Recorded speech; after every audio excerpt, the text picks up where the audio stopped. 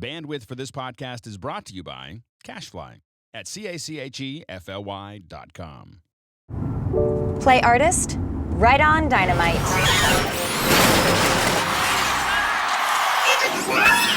Playing artist right on Dynamite. MP3 music search only on Ford, Lincoln, and Mercury vehicles. Sync. Say the word.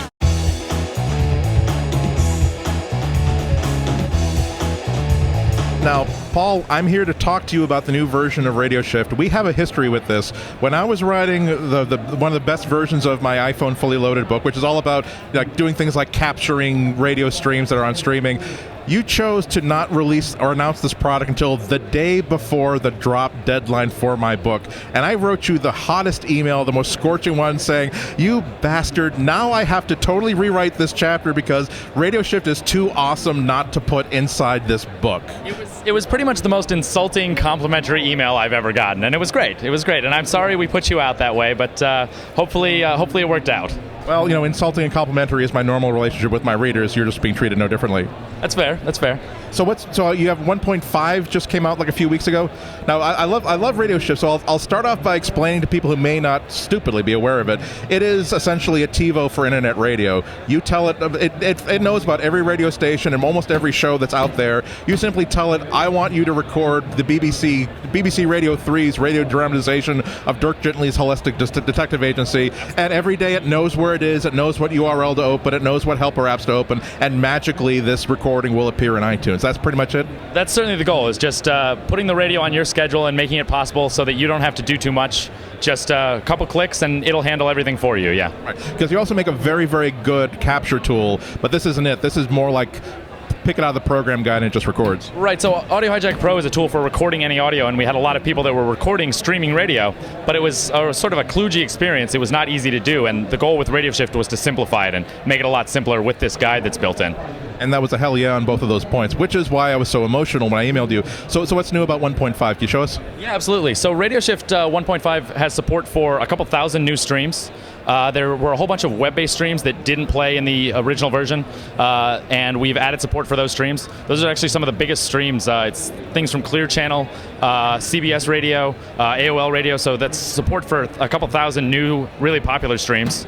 The other thing is just really sort of reliability, or just making sure that everything works and works when you want it to. So there were problems with streams on the internet fail a lot. I think that's a fair thing to say, that radio streams go down and you have to worry about that. Radioshift now does a whole lot in terms of trying streams again, as well as looking for backup streams. A lot of radio stations have multiple streams, or a lot of radio programs are broadcast on multiple stations. And so Radioshift works to get that audio no matter what happens. Now, how dynamic do you have to be? Because that's a lot of information to keep on track of. There were times that previous editions weren't able to record something, but really that's one of those cases where I have to say it's really not the program's fault. It's a moving target all the time. Right, and we certainly, we don't want to pass the buck, but yeah, it's sort of like if the cable's out, your VCR, your TiVo's not going to work. If the internet goes out on either end, your recording's not going to work. But it's something where we have a phenomenal guide built in. It's licensed from a company called Radio Time, and their goal is to categorize and catalog all the radio that's out there on the internet. And so that data, it's really great to demo it here, because we just say, what's your local radio station? And people from all over the country, really all over the world. We had some guy just here before from Paris, and we pulled up 3 different stations that he loved to listen to. And someone from Cuba who had found a station that he hadn't listened to in years, found it right through Radioshift, and with a couple clicks was able to tune in and then be able to record it as well. Yeah, I mean, this is like having shortwave radio, I find, because it has this wonderful interface where you just, if you want, you can just have it look at a world map and say, it'll pipe out, here's all the stations that are available in this section of Bogota. What do you want to listen to? Great, no problem, we'll do that for you. Absolutely, and that's, it's a beautiful world map, and with cities all over it, and you can just click on, like you said, Bogota, Munich, Paris, and it'll pull up dozens of stations from there, and it's a great way to find music that way, exactly. Awesome. Well, again, I'm looking forward to 2.0. Any sneak peeks, or just stay the course? No, I think I can say a little bit. Right now, it's really aimed at timed recording, and so we're sort of looking to focus on listening as well. Right now, it's a great tool for listening to audio, but we can do better and have pausing in the audio. We're looking to do that in the future. So just like a TiVo where you can pause live TV, we want to be able to pause live radio, as well as handling instant recording. So if you're listening to a stream, we want to be able to, with one click, be able to start recording that. So we don't have a timeline on that, but that's sort of the roadmap for the future. and you don't think you're going to be spending a lot more time just maintaining this database and not seeking an adversarial relationship with these radio stations that may not like the fact that there are these really cool capture tools?